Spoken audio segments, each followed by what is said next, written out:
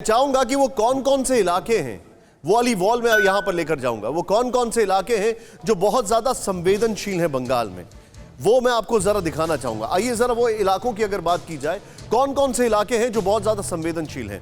कोलकाता में ये देखें आप, ये वो इलाके जरा ध्यान से देखें आप, दार्जिलिंग, मालदा, कूच बिहार, मुर्शिदाबाद, नॉर्थ 24 परगना, हावड़ा, कोलकाता, साउथ 24 परगना, पूर्वी मिदनापुर, हुगली, बंगाल के ये वो इलाके हैं जो बहुत ज्यादा संवेदनशील हैं।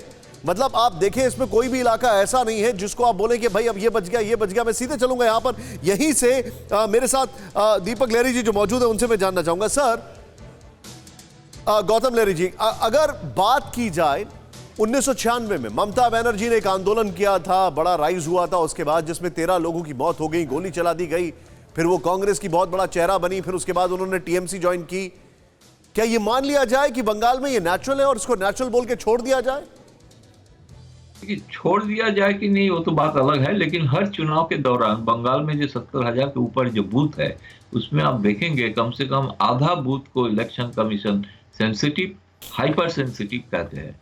और कोई ऐसे पिछले आप 3 चुनाव तो देखिए जिसमें सेंट्रल फोर्सेस ही आए थे, सेंट्रल फोर्सेस के अधीन ही चुनाव हुए थे।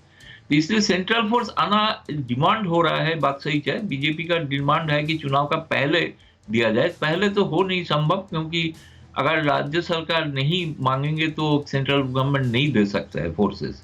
बाकी जो बम का घटना है, मैं आपको बताऊं, अगर 25 लोग का आहत होना, ये सजाता है कि बम का ताकत कितना थे। मतलब ये बहुत गंभीर मसला है।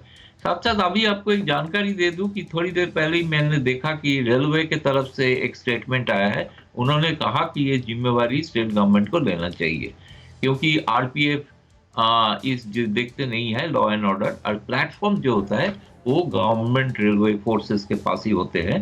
लेकिन आरपीएफ ने सारे आहत लोगों को हॉस्पिटल लेके गया है, ये उनका बयान में है। तो इसलिए ये भी एक है कि केंद्र बनाम राज्य का लड़ाई चलता रहेगा। राज्य सरकार कहेंगे केंद्र का जिम्मेवारी है, केंद्र कहेंगे राज्य। Point noted sir. मैं इस शो को वाइंड अप करने से पहले एक बार अपने दर्शकों को इलेक्शन कमीशन वाली बात बताना चाहूंगा। अभी चुनाव आयोग ने पिछले हफ्ते क्या कुछ कहा है बंगाल को लेकर, आइए जरा दिखाएं एक बार क्विकली।